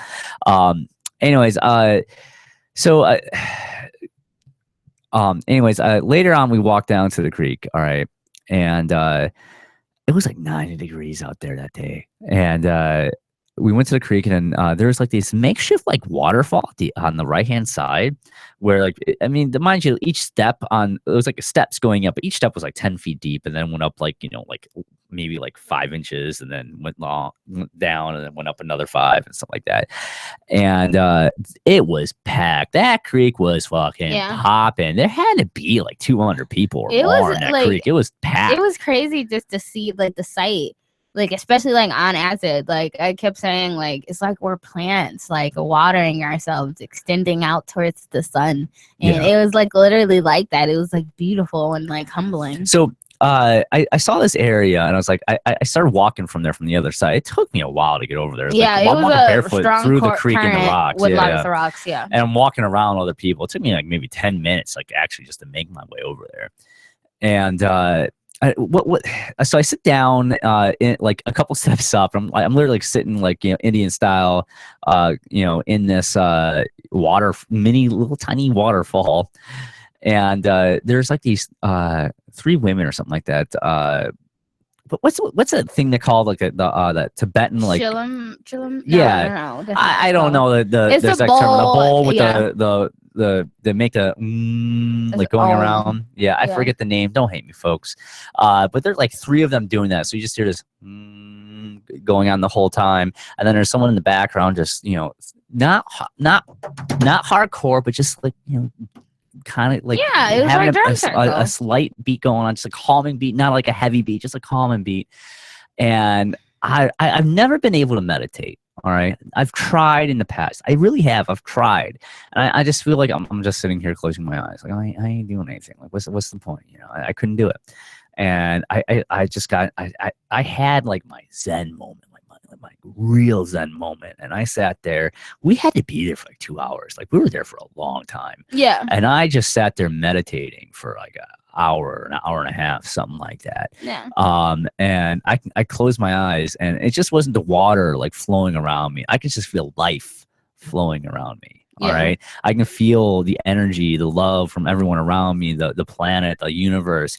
I can close my eyes, and I could literally visualize and see life and the universe breathing in and out, like coming in and out. Right? I can feel like that hum, like the energy of everything. And didn't you say you caught the balance of the hula hoop? Was that on Thursday or Oh Friday? no, that was I want to say that was actually Saturday night. Yeah, that was that was the second trip I went on. Yeah. But that time that was like my Zen moment. I never felt so calm and relaxed. And again, I've never been able to meditate before. I like seeing you over there. Like he went over there just walking, and then I walked over a little bit later because I seen him just sitting there all peaceful and chill. And I was like, oh, I was like, check him out. And you were like, I just had like this revitalizing. Oh, it was so moment. revitalizing. Like I understand why people meditate now. I never understood it before. Like I definitely get it. Like you definitely want to like I like try to like think about life and my place in the universe, and like, you know, if I can improve it or like how I can. And it just like really was like, you know, a moment of clarity, like, you know, Absolutely. just keep spreading positive energy and like do good, and the universe will reward you. And I also feel like we're at a point of like human evolution. Like we're meant for so much greatness, and we're being held back by this system that's repressing us. And you know, the only way to be free is to really free ourselves and free our minds, like individual liberation of the mind. Like it really clicked for me then. But anyway, more when we come back.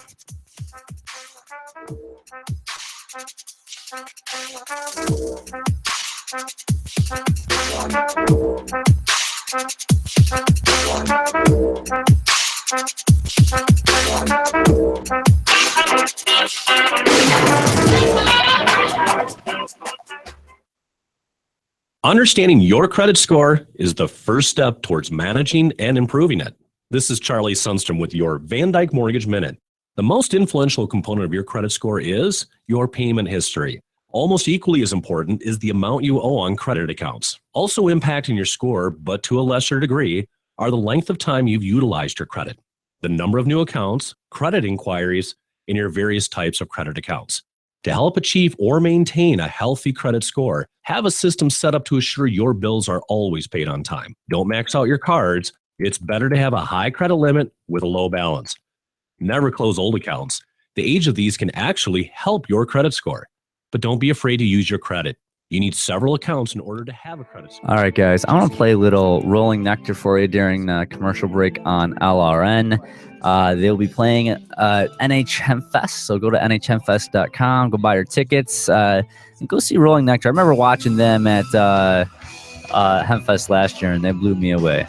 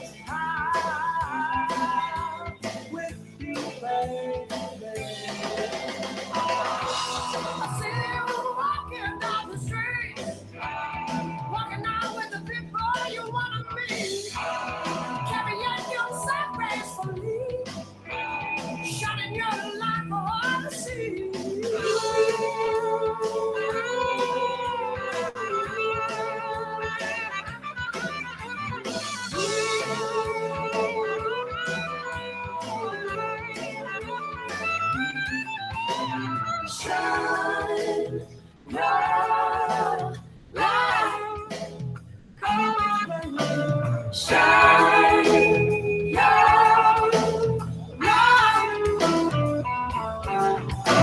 Shine your light. Shine your light. I see you walking in the city. All the blood lines we will meet. Oh, you know we're sitting pretty. Coming along is my I believe.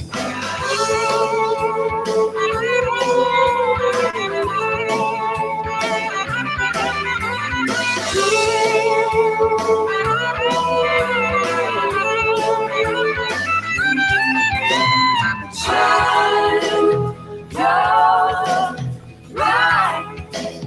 Come on, brother. Shine your light. Come on, brother. Shine your light. That's another. Shine your light.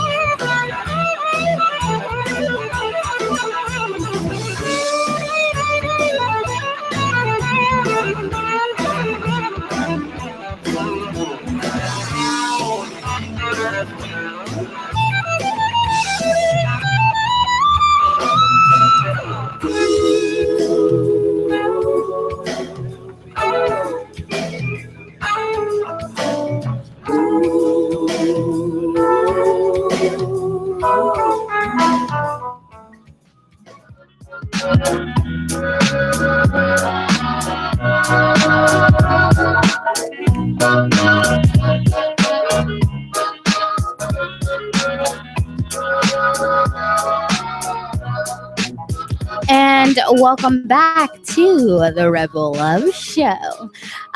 So we're talking about our Cycle Night Not journey and kind of our festy guru scene. Like, we've really become festy gurus. Like, And you, madam, have the Rebel Mistress cocktail. oh, maybe I should name my book that. Okay, so lately I've been thinking that I should write a book because, I'm a voice actress and I'm a writer too. Like, I write a blog and I have very creative writing, but, I don't really care much for grammar. I'm not a Nazi or anything when it comes to it. I just kind of like to free write or whatever, like, because words are just imaginary with fake letters. Yeah, and someone told us that it was real. But anyway, so yeah, I have been thinking I want to write a book on how, like, the proper cocktail of drugs, because there is a proper cocktail, and once you figure it out, you can kind of, hop on that train and keep going. But if you never figure it out, like, I feel like that's why people kind of switch to harder drugs like opiates or do too much of something and tire themselves out. Like, there's a lot of wrong ways to mix drugs, and the bureaucrats tell you, don't do all those drugs, you're not supposed to be doing. Fuck that shit. You can do all the drugs. You can do all of them together. Like, I don't give a shit. Like, all the drugs. Like, I think I did a little bit of everything. I even did a bump of K. Like, who did you do K? When you were out partying your ass off. Okay. I was out chilling, doing K and eating steak. But anyway, so I'm going to talk about my cocktail. This is the Rebel Mistress. Oh, hi, kitty. This is the Rebel Mistress cocktail. So let me say first, you do start with the MDMA. I've learned a few things about MDMA that I feel. That's a great call. Like, from my experience, I did that. I did not start with it Friday, but I did start with it Saturday night. Yeah, because you came down hard. But anyway, so back to the cocktail. Like, I'm gonna start with Molly or MDMA, because there is a difference, and there are some things that are cut with things, and there's some in peel formation that you call pressies, and then there's your straight crystal. Like, if you're gonna take my recommendation, I say you want to do crystal form of MDMA, because you don't want things that could be cut with other things, or even if they're not cut with any other kind of drug. Like, maybe it's just not as strong, or like they've added fillers, which I feel like can also be a problem. But if you got some good stuff, I say start with the MDMA. Then you want to do your acid. You want to do your acid after like maybe 15 to 20 minutes, because with Molly, it really takes about 15 to 20 minutes for it to kick in. With MDMA, with acid or LSD, it takes about 45 minutes. It can be sooner, it can be shorter, but it's always about 45 minutes. So if you take your MDMA first, wait 15 minutes to take the acid, your MDMA will start kicking in, and it will be rising up by the time the acid kicks in. So you're all on a high.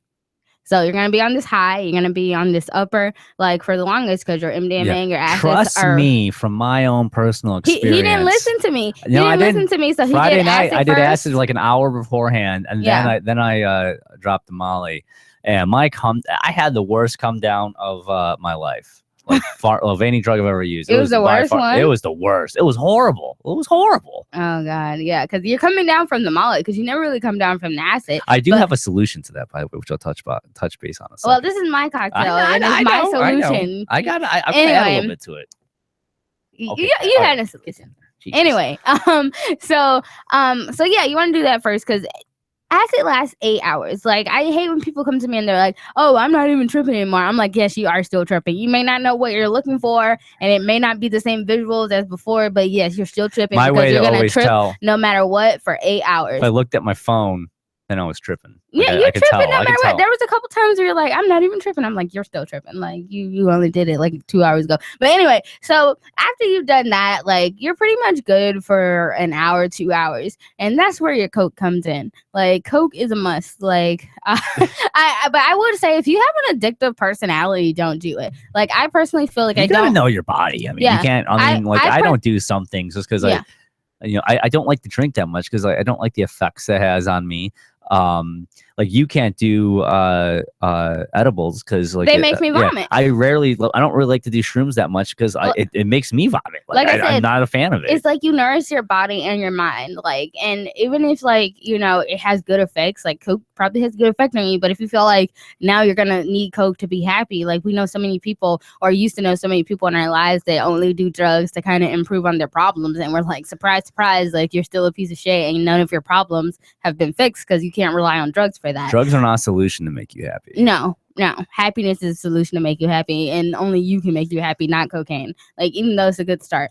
But anyway, so yeah, I say definitely if you, I want to put all this kind of stuff in my book, but definitely if you have like addictive personalities, if you're going to McDonald's 7 days a week, like anything like that, like cocaine's probably not your drug because like it's fun in moderation, but you can't have too much fun with it. But yeah, no, I think it definitely takes you back on an up. And you have to realize that acid comes in waves. Like I feel like I'm like a shaman now. So like it like the waves differ. It's always like this kind of cycle. You can picture it like a circle or like a clock, and the clock ticks and you're on a wave. And so that's where it is good to do the cocaine because it takes you, a little higher up, especially if you're already doing the Molly.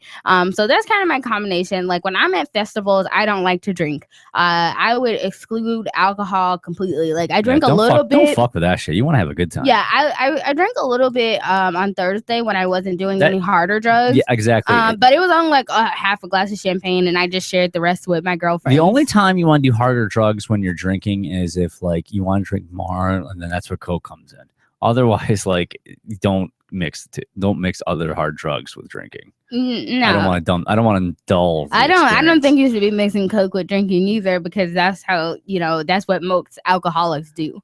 And Probably, I don't, yeah. No, that's definitely well, like it's 100%. I get you. But anyway, so yeah, no, I think like this cocktail is like precise. But if you were wondering if you want to go on your own psychonaut journey, definitely take Molly first, then Absolutely. acid, and then get you a bag of cocaine and you call it a day and go for it. I hippie flipped, like I can handle it all. I mean candy flipped. I can definitely handle it all, but I'd say start slow, like try each thing separately. And see what you can handle and what you can't handle. I'm gonna keep saying it. You have to nourish the body and the spirit. Like, just because your spirit's fiending for something, you got to be like, okay, like, can my heart take this? Can my brain take this? Can my body take this? And if it knows the answer to any of those questions, then don't do it. Plus, like, don't go like balls to wall immediately. Like, know your body. Go try things out. Don't just like jump into everything. If you're a noob psychonaut, don't go all the way in. Do what what's right. You know, I waited, like I had to work up to points, you know, and I saved certain like I saved doing MDMA for certain events like that, like to get to that point. Like I held in a high regards. And speaking of, like, my solution to not coming down so hard, and I solved this problem both on Saturday and on Sunday. Just like how you say, just keep swimming, you just keep rolling. Yeah, just keep rolling until the point, like, extend it for like a few more hours. Yeah. All right. And like, I did not have, mind you, I did trip hard. I did trip pretty good on Saturday, but I didn't do any acid Sunday night. I just rolled.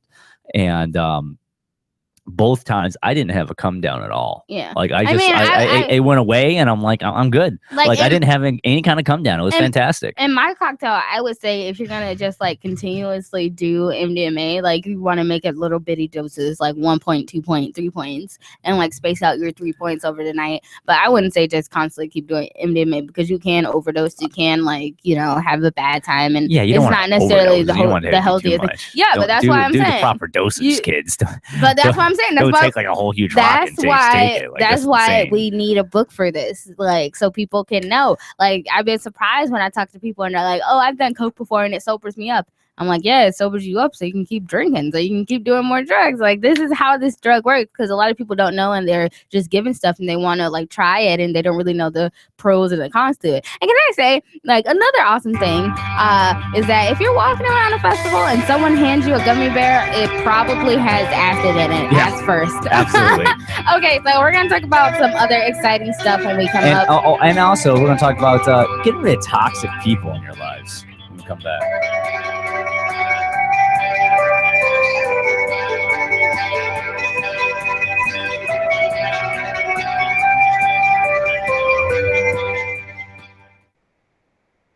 I pledge allegiance to the flag of the United States of America. It's really not freaky that little kids mindlessly recite this anthem every day and pledge their life to a government before they're old enough to really think about what they're saying. This is not a form of brainwashing. This is really the greatest country in the whole world. All the other countries suck. And if this country ever goes to war, as it often wants to do, I promise to help go and kill all the other countries' kids. God bless GE. God bless Citigroup. Amen. Very good, kids. Now come and get your Ritalin. This is your Robertson Roberts Brokerage Daily Precious Metals Update. In early trading Tuesday, gold is $9 higher at $1,215 per ounce. Silver is 8 cents higher at $16.13 per ounce. Bitcoin is trading at $540 US. Silver and gold took a beating last week but appear to be recovering. Bitcoin up, gold down. You know what to do. Give us a call at 800-874-9760 or visit us online at rrbi.co. Imagine someone in your community getting in their car, turning on the radio, and hearing the Liberty Radio Network. You can make that vision a reality with your own micro radio station. Visit broadcast.lrn.fm to learn how you can put our programs on the air in your area. You can have LRN.FM running around the clock, and you can even add in your own local shows. Building a radio station is simple, but programming isn't. That's where LRN.FM comes in. Learn more at broadcast.lrn.fm. That's broadcast.lrn.fm. All right, guys. I want to show you some of the photos I took during Strange Creek. I've been uploading photos for like the last 3 days. I still got like probably like 40 or 50 photos to post. I've been going through them slowly during my day job. I'll just give you a glimpse of what Strange Creek looked like from my point of view. Took the Rebel Love camera through it. This is at Camp Thunderhole with the Hempfest family. There's Ann, Allie and Taylor, Allie and Tori. I love this picture, baby doll. I really do. The Second Amendment says you got to keep you and Oh, this is our we're ballers. This is our tent. We had a queen size inflatable mattress in there, 10-foot tent, tapestry. The canopy open so we can see like the entire canopy of the forest above. Really cool at night too. Makes the perfect gift. Remember, that's gunsandweed.com. The three most important things you can do for LRN.FM are: 1. Let your friends know you're listening to LRN.FM on your social networking profile. 2. Buy the things you buy online through shop.lrn.fm. 3. Give $5 a month to the AMP program at amp.lrn.fm. It's my firm belief that the AMP program is the best use of your charitable dollar among liberty-oriented groups. Support all your favorite organizations, but make sure you give $5 a month to the AMP program at amp.lrn.fm. CopBlock has quickly become the top police accountability group in the United States, and maybe even the world. With chapters across the globe, there's probably a group near you that you can join. If not, you can start your own. Besides joining a local CopBlock group, you can also give just $1 a month to the CopBlock network. Your contribution helps support the efforts of those who make CopBlock possible. So please join the CopBlock network now at copblock.lrn.fm. That's copblock.lrn.fm. While our satellite channel is free to listen to, it's not free for us. You can help us cover our satellite costs with the chip-in on the right side of the page at lrn.fm.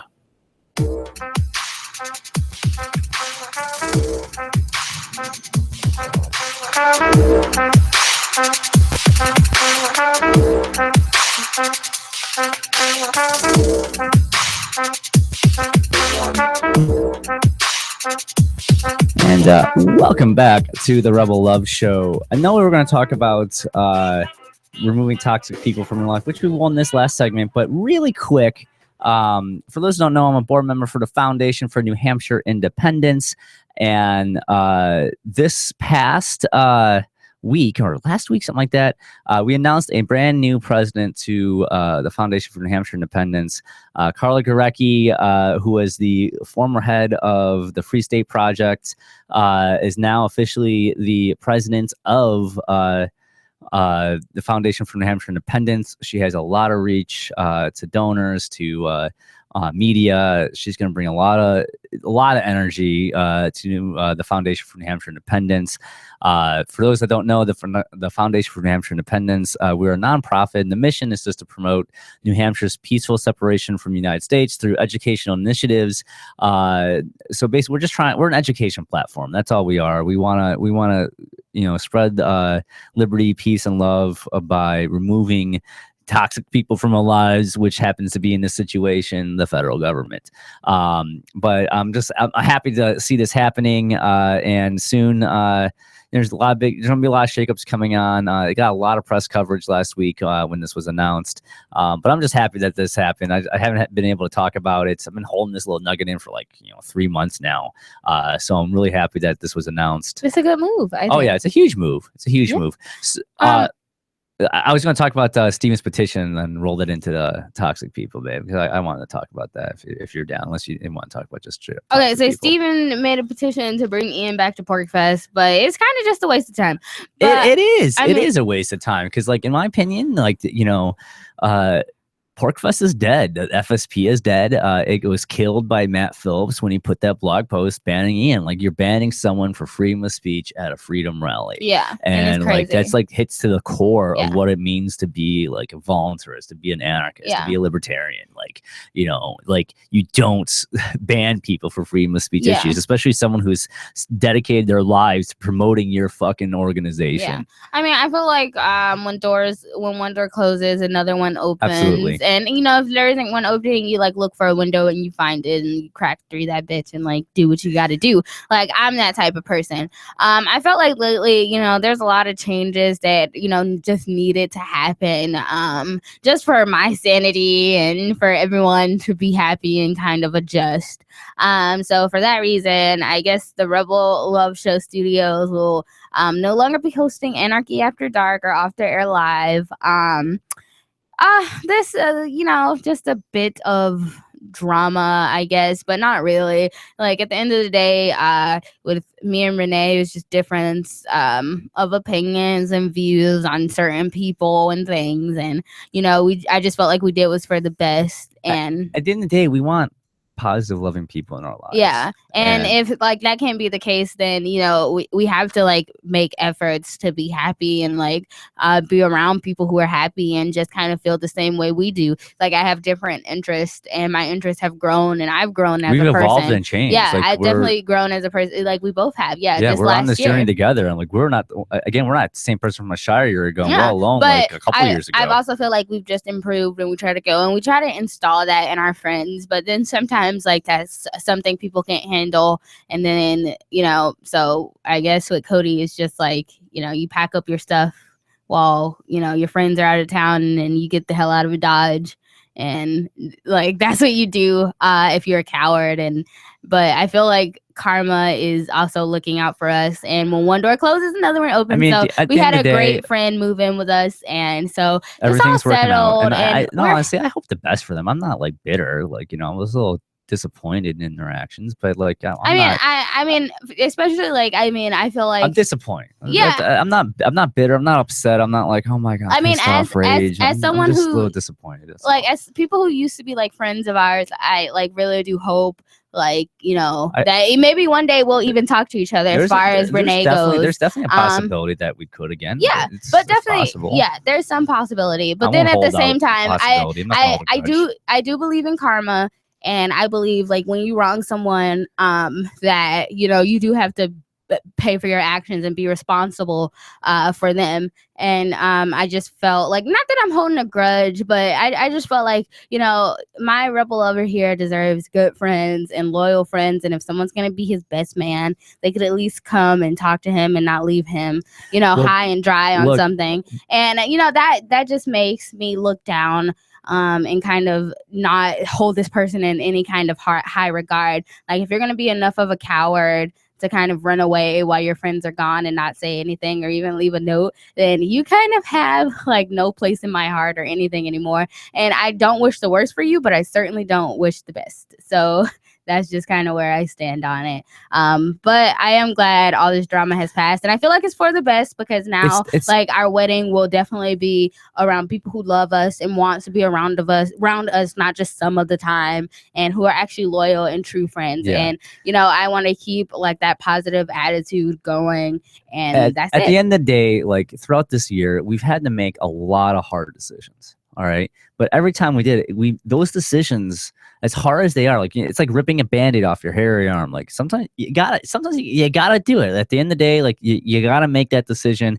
It hurts at the time, but it pays dividends in the future. Yeah, definitely. We had to move our wedding. We had to move our wedding from Porkfest to Hempfest. Who moves a wedding from different festivals? No one. And changes the date. And change the date. And we had to do that because there was no love from the FSP. There was no love from Porkfest. And just go into like there's like the thread from Steven's post about like just trying to bring back people they banned, and there's all these haters coming out of the woodwork on that. Like there's hate there. Like I don't want to bring that. I want positivity and love. I definitely don't want hate, and I want this is just the same thing all over again. And I want someone to put in the same amount of energy that we put towards them. Like at the end of the day, people can like spit on us or like whatever, but we can still and I'm living my life and I'm doing what I know what's right for me and my family. Yes, but as long as you can say you're a good person at the end of the day and you did the right thing at the end of the day, I feel like that's a reason to like live on and carry your legacy. And if you can't say that, then like you really need to evaluate your life and try to make a change because you're headed in an endless spiral that's going nowhere. And I feel sad, I feel sad because you're never going to change and you're never going to grow, and that's your own fault. And now I kind of feel like we're blossoming and we're flourishing, and we've been giving all these great opportunities. Like I said again, Shaking It Trading Post, agreed to help us get our tapestries, go like their page. Hempfest is, the Hempfest staff is like doing whatever they can to help us out. We made a sculptor the other day who's building us this sunflower tree sculpture out of our essence, just Zach like by Deputy's random leading chance. our fucking procession. Yeah, and that's all amazing, and there's all this positive energy in our inner circle, and the people around us are gonna like get to celebrate and have that joy with us. And at the end of the day, like if we lose friends, we lose friends because they weren't real friends anyway, and that's their loss. Like we gotta, like you said, we gotta keep living our lives and doing what's right for us. Never get stuck into a holding pattern, guys. Never just because you love something that you love, Yeah. If it's not meant to be, it's not meant to It's be. not meant Like, to you know, be. I fucking moved here for the Free State Project. Yeah, and you evolved. I'm done with it. I've washed my hands. I left a Shire year ago. Yeah. I don't want anything to do with those people anymore. I mean, don't worry. I love the community. I love the people here. Some people. Most of the people here. There's a lot of people I don't like. Most of the people I do enjoy being around. Yeah, them. but it's all about energy. But at the you end of the know? day, like I'm living my life. I'm evolving, but I haven't changed. Like, Yeah. you know, I'm still who I am. I still love. I still want to support people and stuff like that. But at the end of the day, like I'm going to do what's right for me, regardless of it. No matter how much I hurt or how much I used to be into something. You got to change. You got to roll with the punches. You got to move on. You got to live. You can't just be in a holding pattern. You can't just exist. You got to keep moving forward. It's not just about surviving. It's about thriving. And at the end of the day, we're going to take the people with us who want to go, and the people who don't, like, fuck you. That's you. You're on your own. Be behind. And we're going to keep moving on up and keep doing our thing. And hopefully we get to share our positive energy with people who will appreciate it. And that's all of you. So I hope you come out to Hempfest, and you know, a lot has changed, but we're just going to keep getting better, and we're going to keep doing more things and meeting new people and networking and finding this great path that we're supposed to be on. I wrote on my Facebook status that I feel like we're on a new cycle. It's a time of rebirth. It's in the air. Every couple years, every few months, you know, every Shire year, we get to this point where like And it's everything's new again. It's a new era. Yeah. Like we did an episode with Anarchy After Dark where it was a new era. It's all leading up to like a moment of pure ecstasy, and I hope that we get to share it with you all. But remember, nourish your body and your spirit, find balance, and you will blossom. Everything's leading up to Hempfest. We are going to we'll evolve and be completely different then. Anyways, baby doll, where can you find you at? Rebel Mistress on Facebook. All right, you can go to rebelloveshow.com. So subscribe to us on YouTube, iTunes, and Stitcher. Peace, guys.